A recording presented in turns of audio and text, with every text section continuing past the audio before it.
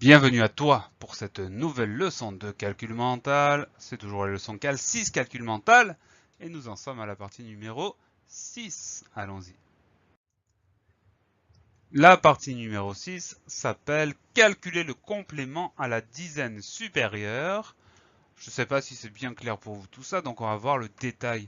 La dizaine supérieure, c'est le prochain nombre plus grand qui se termine par 0. Ça veut dire qu'on va parler de dizaines entières, donc 10, 20, 30, 40, 50, 60, etc., etc.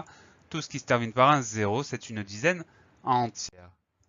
Pour trouver le complément à la dizaine supérieure d'un nombre, il faut regarder le chiffre des unités et calculer combien on doit ajouter pour arriver à la dizaine entière supérieure, c'est-à-dire la dizaine qui suit.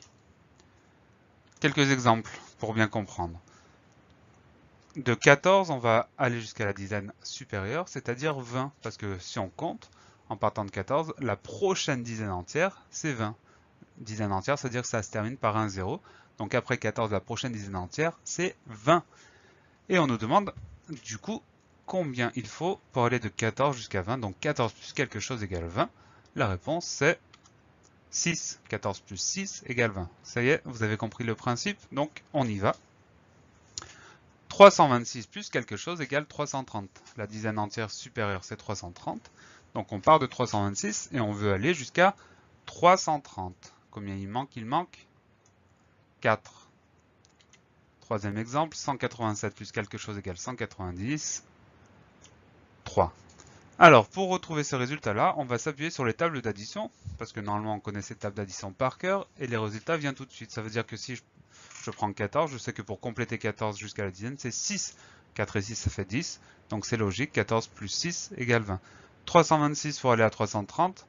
Je sais que 6, si on ajoute 4, on va arriver jusqu'à 10, donc dizaine supérieure. 326 plus quelque chose égale 330. Et même chose, 187, je sais que 7 plus 3, ça fait 10. Donc 187 plus 3 égale 190. Ça, on trouve le résultat grâce à sa connaissance des tables d'addition. Si on n'y arrive pas, rien n'empêche de surcompter. Ça veut dire je pars de 14, je compte jusqu'à 20 et je trouve que ça fait 6. C'est une stratégie qui fonctionne aussi. Donc si on ne connaît pas ces tables d'addition par cœur, on peut quand même s'en sortir et trouver le bon résultat. Mais quand même, c'est conseillé d'apprendre les tables d'addition par cœur. On prend 3 autres exemples pour être sûr que tout est bien clair. Allez, 3 exemples supplémentaires. 89 plus quelque chose égale 90. 9 plus 1, ça fait 10. Donc 89 plus 1, ça fait 90. 708 plus quelque chose égale 710. 8 plus 2, ça fait 10. Donc 708 plus 2 égale 710. 125 plus quelque chose égale 130. 5 plus 5, ça fait 10. Donc 125 plus 5, ça fait 130. Voilà pour ces Pour que vous soyez sûr d'avoir tout compris, c'est parti. 162 plus quelque chose égale 170.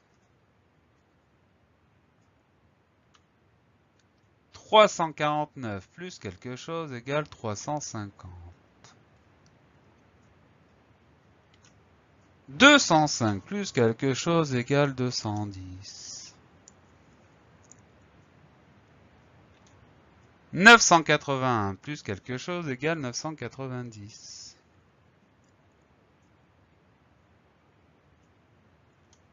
373 plus quelque chose égale 380. Et enfin, 568 plus quelque chose égale 570. Alors je pense que vous avez trouvé les réponses dans votre tête ou que peut-être vous avez eu le temps de les noter sur un bout de papier. On va les voir ensemble. On recommence avec la première. 162 plus quelque chose égale 170. Je sais que 2 plus 8 ça fait 10, donc 162 plus 8 égale 170. 349 plus quelque chose égale 350. Je sais que 9 plus 1 ça fait 10. 349 plus 1, 350. 205 plus quelque chose égale 210. 5 plus 5 ça fait 10, ça fait 5. 980 plus quelque chose égale 990. 1 plus 9 ça fait 10. 990. 373 plus quelque chose égale 380. Ça fait 7. Et enfin 568 plus quelque chose égale 570. Ça fait 2.